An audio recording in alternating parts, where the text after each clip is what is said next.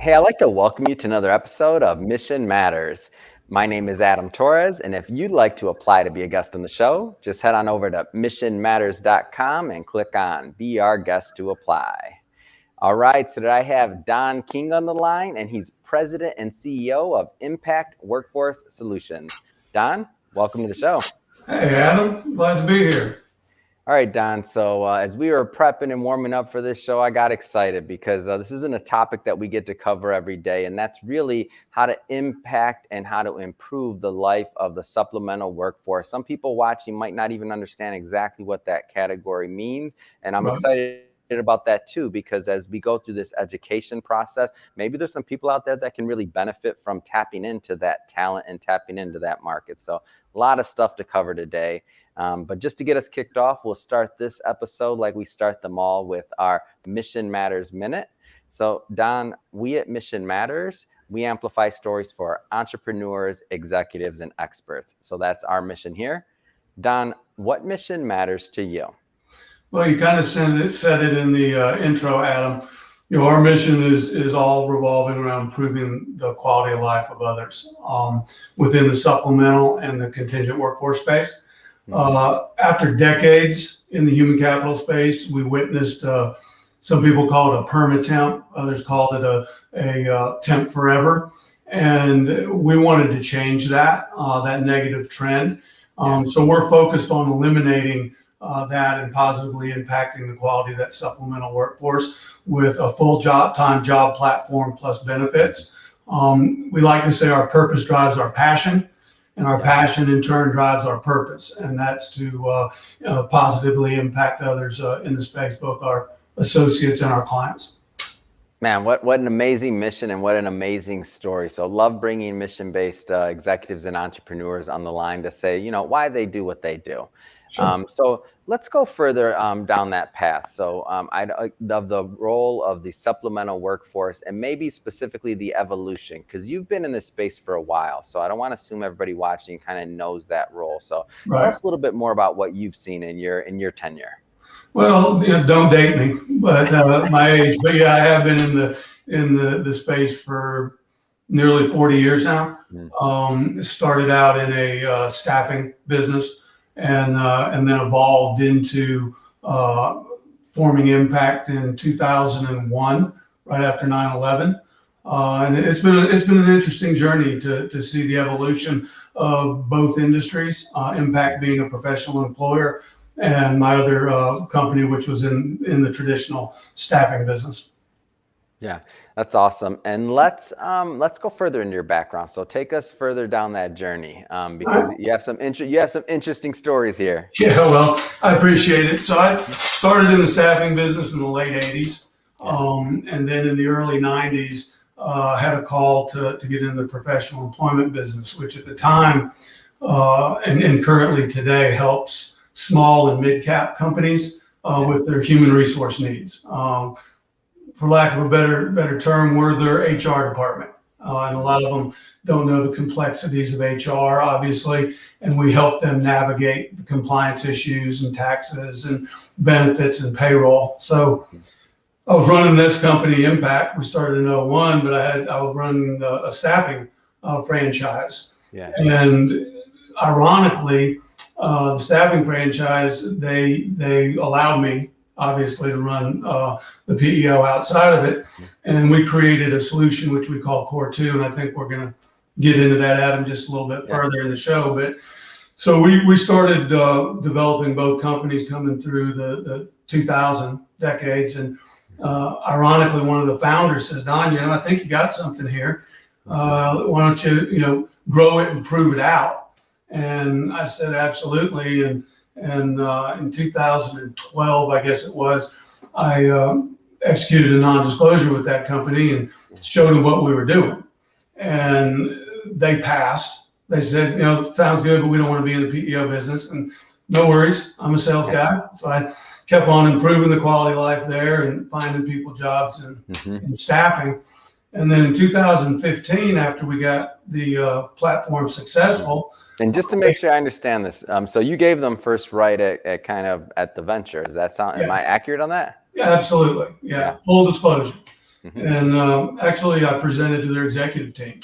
Wow. And so everybody's aware of it. So 3 years later, I Hmm. get a call and they say, look, we could do what you want to do. Yeah. So therefore, you're violating your non-compete. And I was like, what? What? Are you serious? And they were like, well, yeah. And so Wow.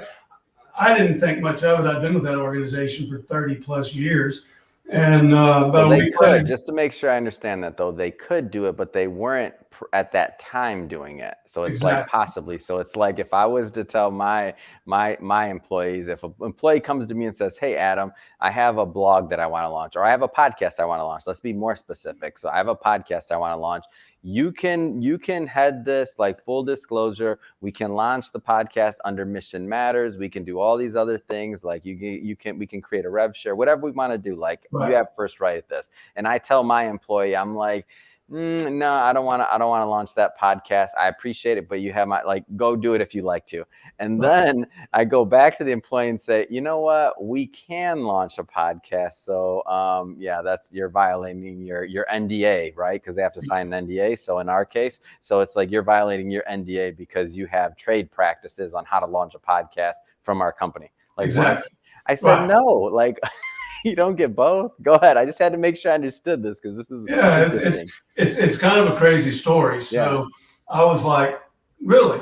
And initially, 2 weeks later, I get served a lawsuit, and I'm like, what is going on? So I called uh, the headquarters, talked to Yeah. folks, and one of the founders said, Donnie, he's one of the only people in the world that calls me Donnie. He says, don't worry about it. We'll get this taken care of. Well, long story short, it wasn't taken care of, and I was forced into a 3-year lawsuit under that false narrative, defending myself. And I'll tell you, Adam, I didn't know much about lawsuits because I'd never been in one before, outside of employment lawsuits, which we're experts at that, but Yeah. defending those. But I got a valuable lesson through it all. It doesn't matter whether your position's right or your position's wrong.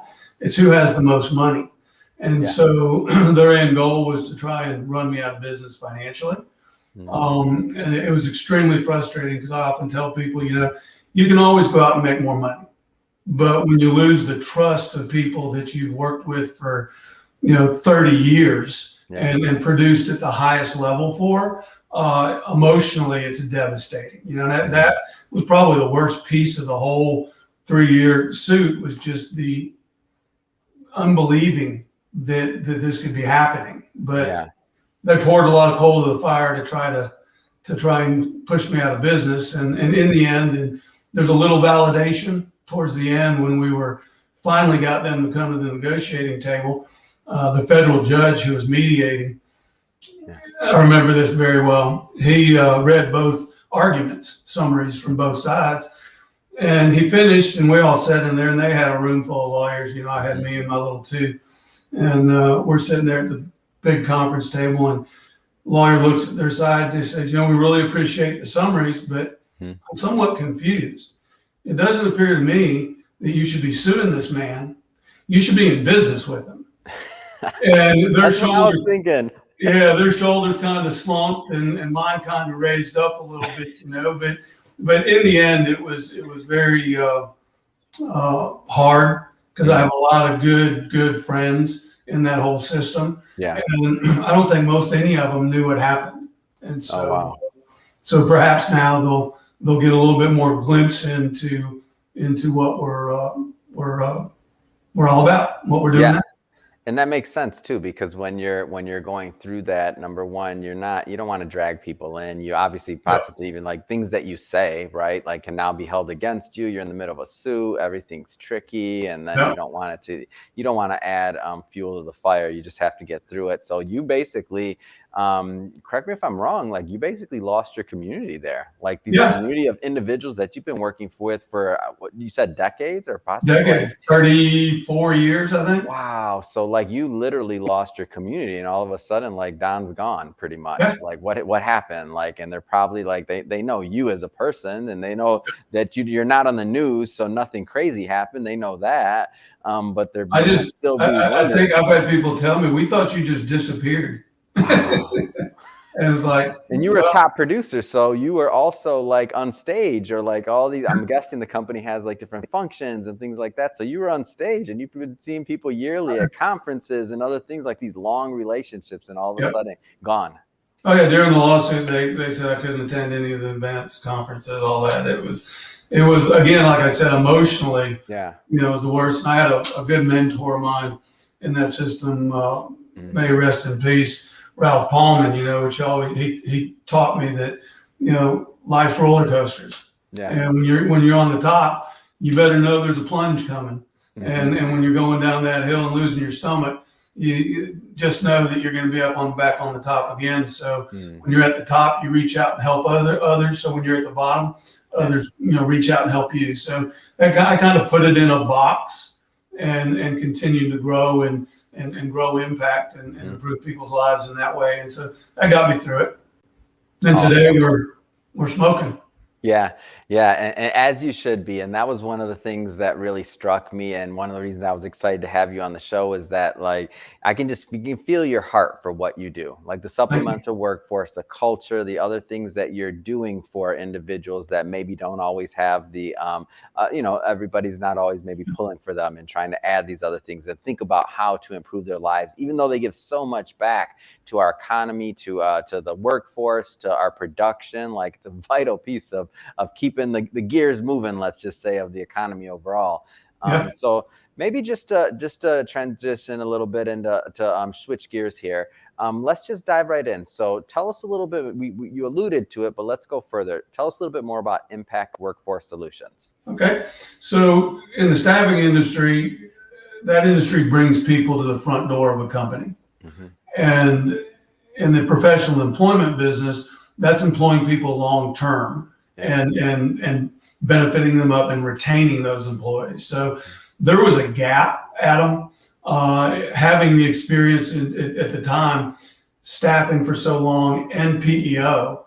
I saw this little valley in the middle of it. And I mentioned in the mission, what bothered me the most were, and it wasn't the staffing industry's fault, and it wasn't a company's fault. It's just with recessions and production planning and peaks and valleys, holding head counts down lower, they just reached out and said, well, we'll just leave people supplemental indefinitely.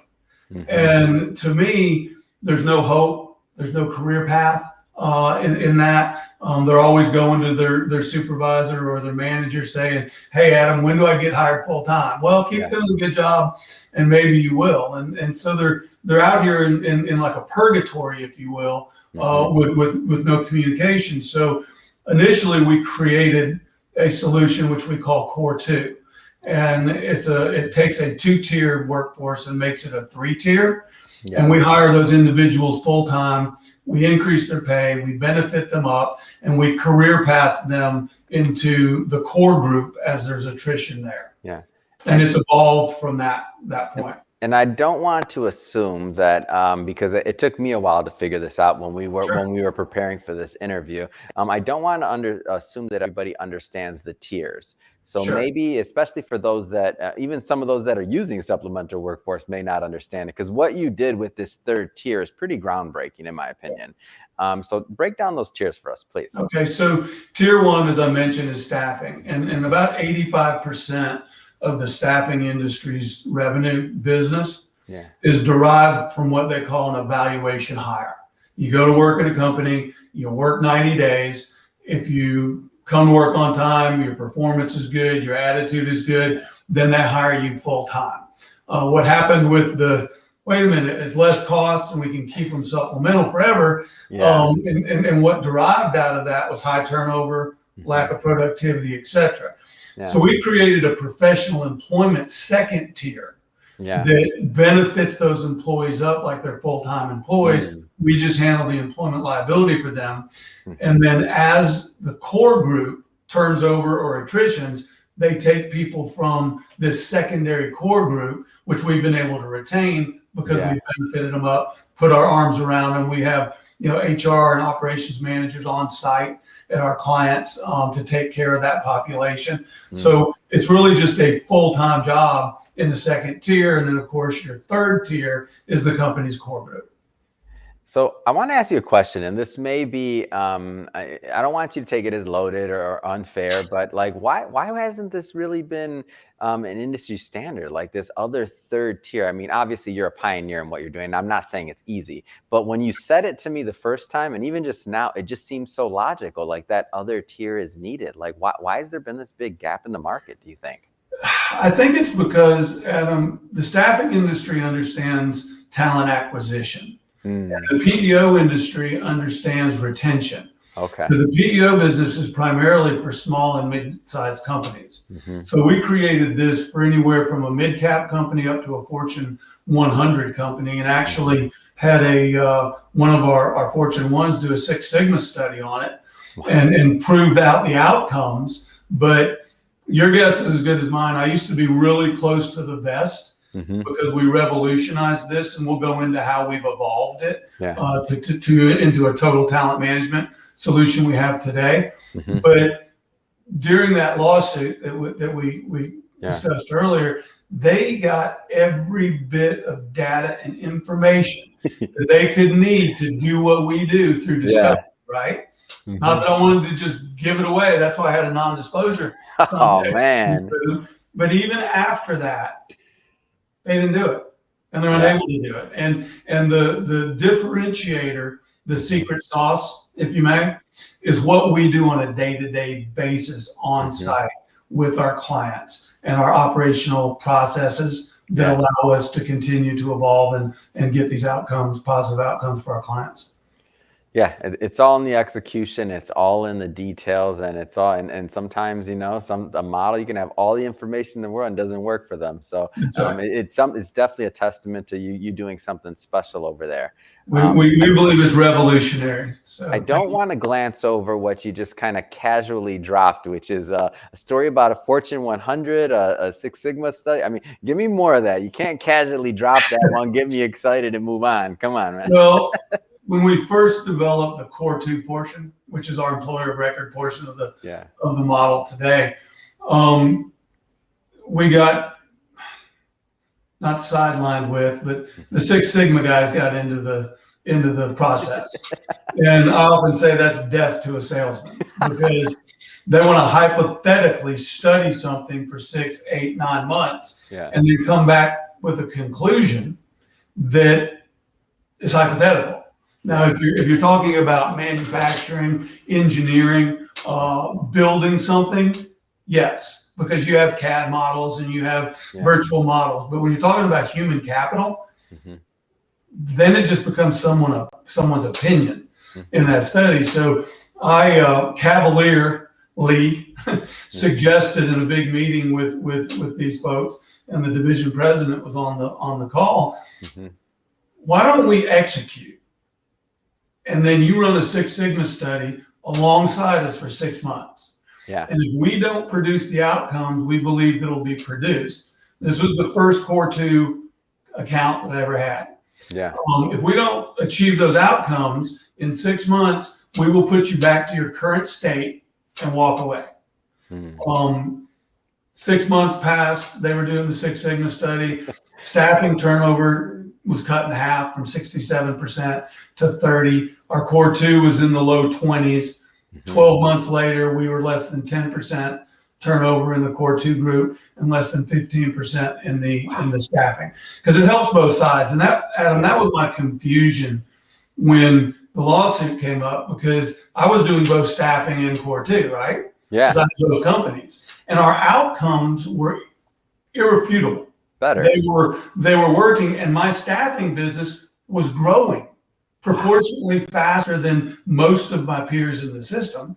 I think we were either 1, 2, or 3 in production in the company. In the entire company. In the entire company of hundreds of offices. And so there was a lot of confusion there. But after that Six Sigma study validated our results, we knew we were on to something. And that was in 2003. So we've been doing this for a little bit. Wow. Let's go further into the actual product and its evolution. So you talked a little bit about Core 2, but let's go further. So tell us more about that evolution. All right. So as we've discussed, Core 2 started out of the frustration of the permatemp, right? And we solved that problem. We saw an decrease in turnover, an increase in productivity, happier people. They could go out and buy a house or a car, or rent an apartment because they weren't a temp anymore. They had a full-time position. As we started evolving, and primarily as I was going through the settlement period in the lawsuit, our clients began to ask us to solve the entire contingent workforce strategy issue. Yeah, Core 2 works, but we're still dealing with 10 services, staffing companies trying to find our people. Our processes aren't aligned. There's no compliance and governance and oversight of the whole model. So we created an enhanced managed services platform, which handles the operational process, governance, selection of staffing companies. Obviously, we have, I think on my team, we have 170 years of staffing experience. So we understand the staffing business. And your viewers, I'm sure they don't know what an MSP is, or a managed staffing provider. There's thousands of them in the marketplace. But they all charge the staffing companies to be on their governance and oversight platform. We don't. We incentivize our staffing partners. And there's another component to that you must have, and that's the vendor management technology. And all you do is think about a big database that houses all the information from a supplemental workforce, how the employees are performing, how the vendors are performing, etc. So I developed our own technology called Clarity VMS, which is proprietary to us. And we utilize Clarity to house all the data for the managed service. That's how we do it. Most MSPs, they lease that technology. They don't own it. Yeah. What has been, I guess I want to kind of take this from two different angles. From obviously the workforce that you're affecting with this, and then from the business side. So let's start with the workforce themselves and why this is just so good. Like, what kind of feedback have you gotten from this? Well, on our website, there's all kinds of testimonials from employees. And I like to say we're really smart. We're not. I think I have a lot of common sense. And what has transpired is beyond my belief. We learn from our clients every day how to utilize our model, our Core 2 model and our MSP model. But the employees, I mentioned being able to buy a car, right? Well, if you're checking the temporary box, bank's not going to loan you money. But if you have a full-time position employed by a professional employer, you have a full-time position with benefits and et cetera. And so it checks the right box. So they're able to do that. Same with apartments, everything else. That's a financial benefit. The greatest benefit of all is the emotional benefit. They get to go home on the weekend and they're barbecuing with their family and friends, and they got a full-time job. They're no longer a temp. They have some solid ground underneath their feet. The staffing industry, as I said, is a phenomenal industry for talent acquisition. But nobody wants to be a temp forever. I guarantee you that. There's supplemental and contingent contract workers, professionals, engineers, software developers. They may like to work those contracts, but they last 2-3 years, right? Not 3 or 4 weeks. And then on to another and on to another. So just the emotional benefit that we get, and we get it all the time from our employees that come in and say, hey, my sister's working over here.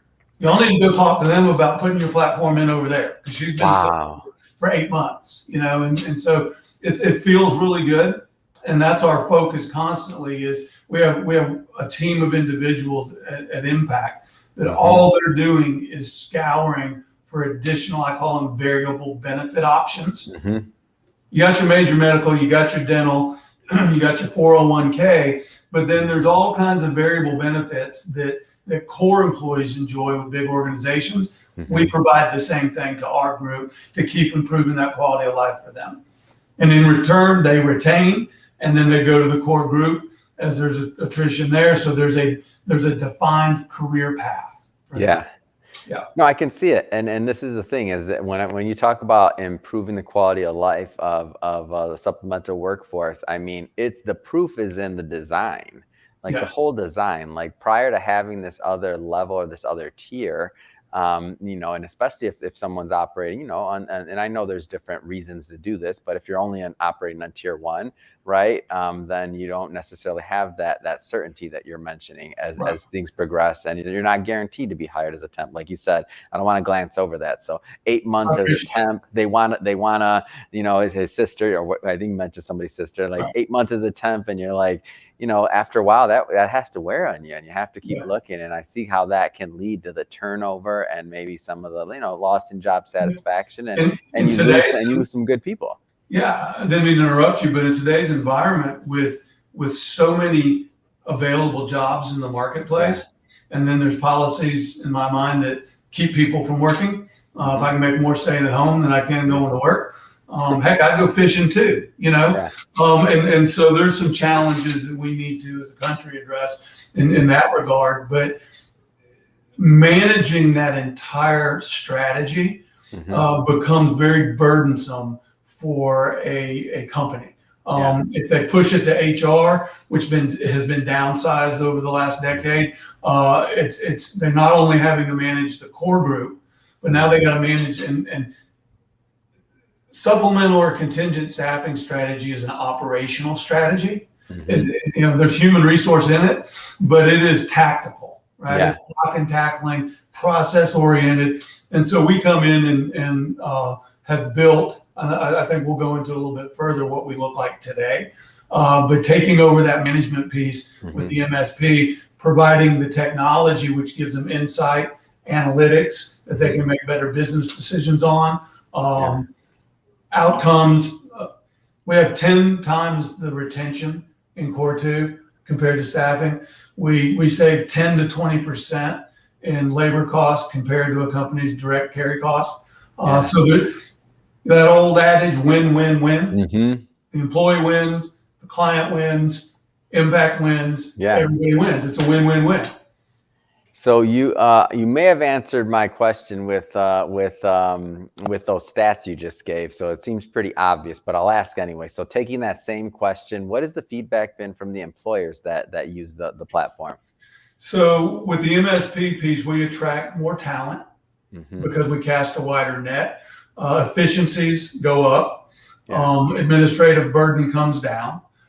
Retention, which is number one, everybody focuses on the cost of hire. How about the cost of turnover? And your large organizations understand that. We help our mid-cap organizations do an analysis of what their actual carry cost is, their training cost, their rehire cost. And so when we can put those numbers in front of them, we have a presentation we're delivering tomorrow that will save close to $2 million annually for one facility of the assessed costs we've been able to identify that we can impact. And then we added, Adam, recently what we call RPO, which is recruitment process outsourcing, but it's an enhanced recruitment process outsourcing. And we're going after higher level talent. Think about it this way. You have staffing companies in a manufacturing facility, and they're focusing on hiring entry level positions. 1.5 years experience, maybe some gaps in the resume, but a great attitude, a good personality. Those are the ones that come through for an evaluation hire. And there's a lot of volume in that. I think we have 700 and something openings with existing clients now. We're helping them source. So you have that lane, if you will. Then the Core 2 lane, our RPO, or what we call enhanced RPO services, that focuses on somebody with 3 to 5 years of experience, maybe currently working somewhere else. They wouldn't leave and come to work temp to try and get a full-time job, right? But they will leave to come for a full-time job within Core 2. And so we're recruiting a higher skill set. So we're not competing with our staffing suppliers, our partners, on the talent acquisition. And then, of course, your core group, your core clients, they're HR recruiters. They're directly recruiting for people 5 years plus experience in the industry. Does that make sense? So everybody stays in their lane. And by doing that, we're achieving a strategic talent acquisition process that covers the whole spectrum from entry level, mid level, and higher level. And it's working. we're doing it in some pretty difficult markets, Yeah. and with difficult positions to source. And we're very, you probably got this, we're very KPI and process driven.